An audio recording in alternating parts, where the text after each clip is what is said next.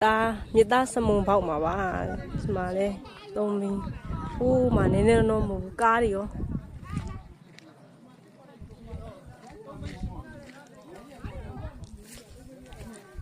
မကြည့်အောင်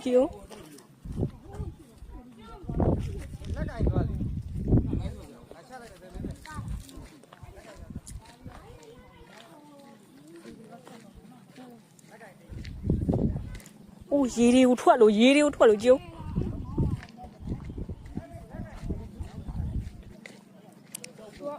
အောက်ထဲမှာမြေကြီးထားတဲ့အချိန်နဲ့တ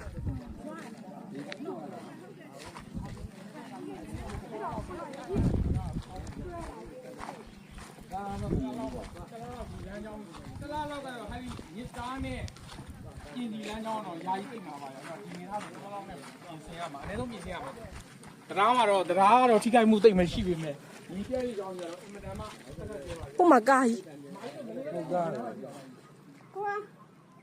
ကိုဘက်ဆက်သွားလို့မရတော့ရတော့ဘူးကူးကြမှာတော့ခင်ဗျားတို့ထုတ်ကြည့်နေအဲ့ဒါကြီး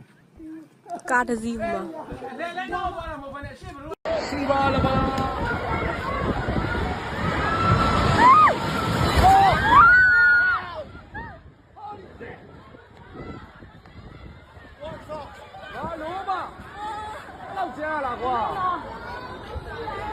ခေါင်းတိုက်ကြီးပြောရင်ဘယ်လိုလုပ်မလဲဒီပါလား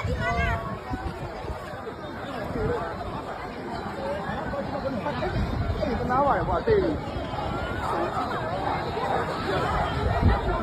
走啊往这边走啊我没有把你走啊不要乱走不要走你看看